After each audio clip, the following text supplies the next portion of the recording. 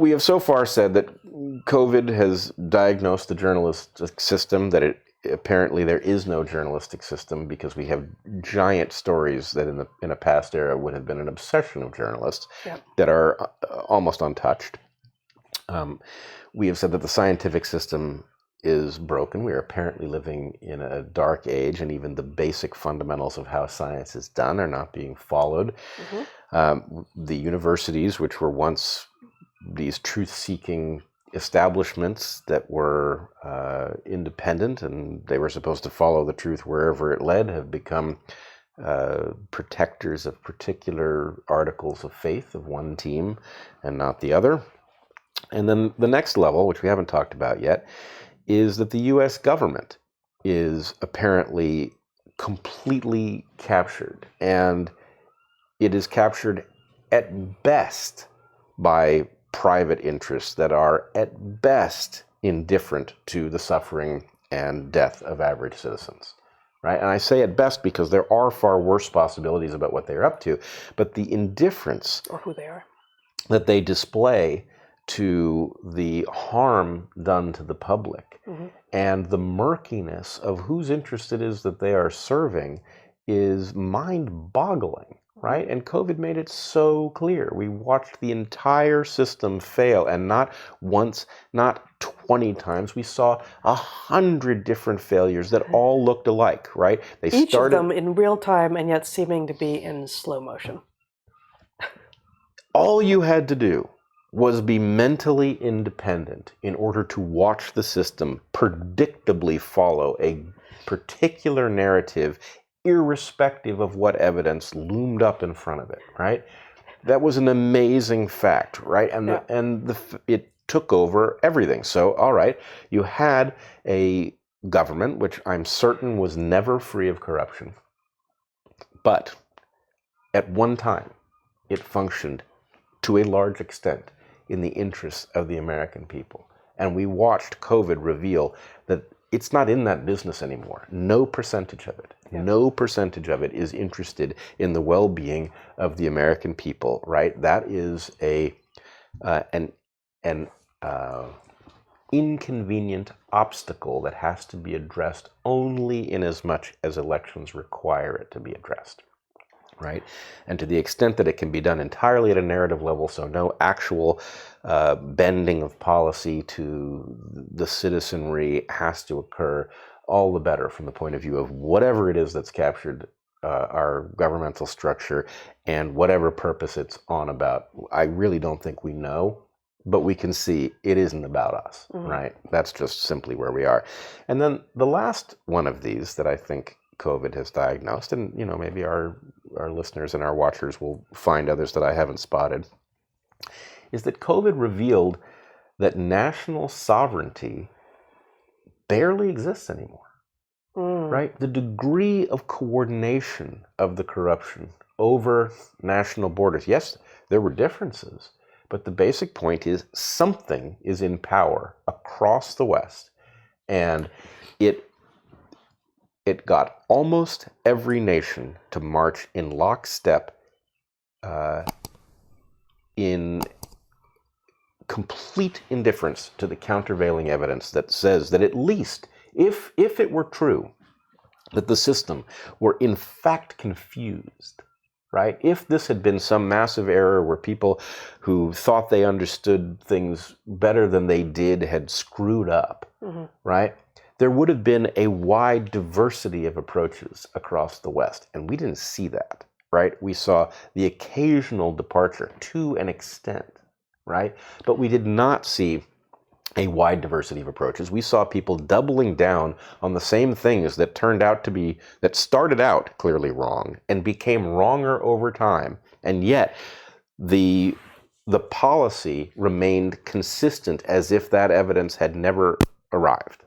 I did want to point out the exceptions that I know. Sure. Which you made a point of saying that they were minor, and I think in the West that is true. I think Sweden actually in early mid 2020 was shocking to most of the rest of the West because, Sweden, being in Scandinavia, is just the darling of liberals, at least in terms of policy. And somehow, what that has come to mean is surely they will lead the charge in lockstep or something, right? And yet from the beginning they did not. They took precautions. But they did not close down schools to the same degree or impose masking, and I don't think ever went to vaccine mandates. So Sweden was a bit of an exception in the West, and in the West largely there were not many. But the rest of the world, the version that we hear is, oh, what needs to happen is this is about inequity in vaccine access, right? And what we need to do is make sure that all of the poor people who, I can't believe we did this, but they didn't get vaccinated when the West got vaccinated. So what we really need to do is basically cover Africa with COVID vaccines. So Africa, most sub-Saharan African countries, with, I imagine, the exception of South Africa and maybe a couple of others, is far less COVID vaccinated than than countries in the West, and they were doing better, right? Yeah. And similarly, Latin America, several countries in Latin America struck out to some degree on their own, and for instance, started actually engaging in allowing people to partake of early treatment of off-label drugs. Which we've talked about here before, and did not suggest that for the first time in all of human history there was one and only one way to treat this disease. And by the way, the fact that it is neither effective nor particularly safe should not stop you. So it does feel like this is a disease of the West, unfortunately, and there were some deviations, but they weren't gigantic, whereas the deviations, to the degree that they exist, were largely chalked up in the West to more DEI crap. Right. Like this is more about diversity, equity, and inclusion, and aren't we all really racist, and that's why we haven't given them all their shots. Which is, it's just layer upon layer of garbage thinking. Right. That's the thing, is the garbage thinking. Now that we can stand back and say, 2.5 years down, what have we learned about our system? Not what have we learned about COVID. What have we learned about our system because of COVID? Yeah.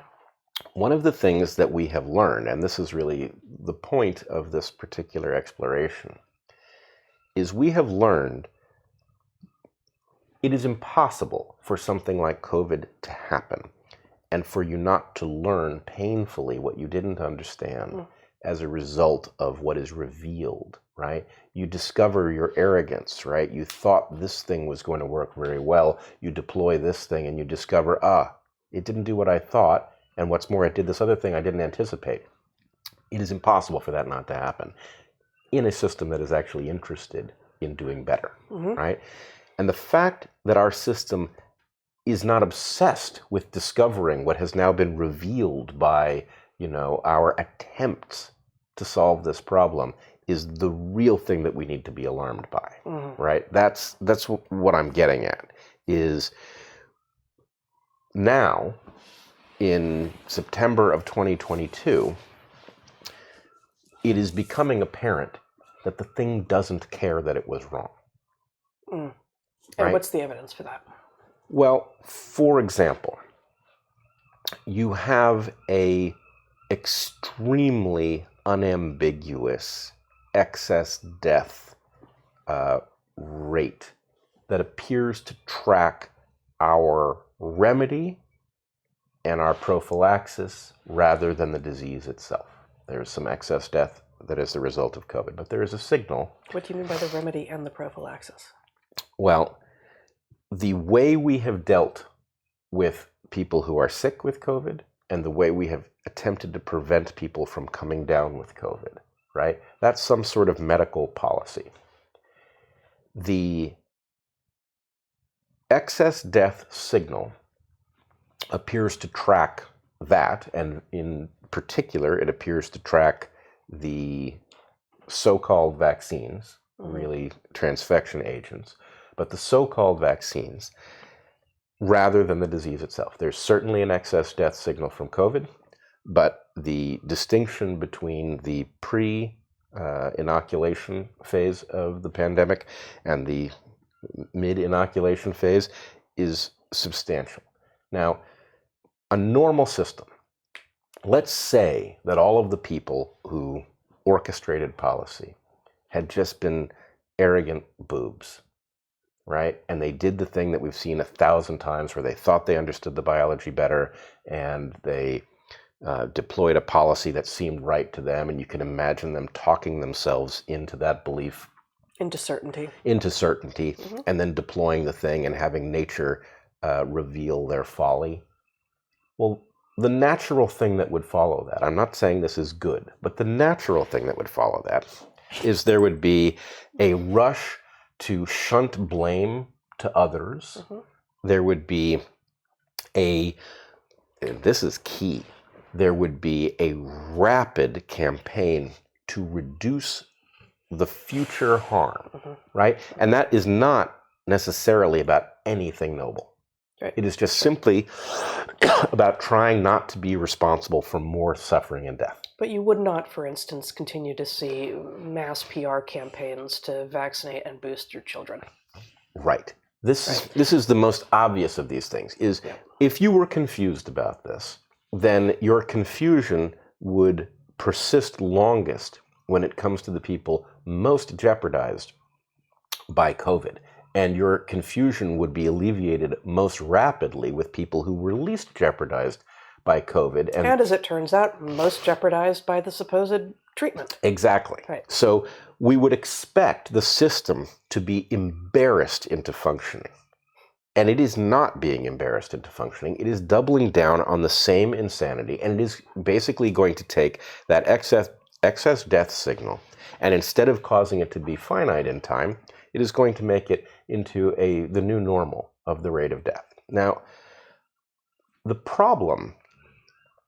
many problems that are downstream of this recognition is if it is indifferent to human suffering and death now, after these patterns have been revealed, was it at first? Right?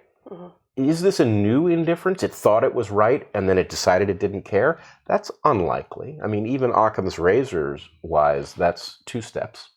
Mm-hmm. The rational thing, the most rational thing, the most parsimonious thing is to imagine actually it never gave a shit in the first place. Maybe it wasn't trying to be right. Right? And that's disturbing. I don't like saying that out loud. I would love to believe that we live in a system in which people who are truly indifferent to the suffering and death of others are relatively rare, right? That most people care somewhat. Some people care a lot. But I would imagine, in general, that indifference is rare, that it shouldn't be common even in the halls of power, right? It should be a rare thing.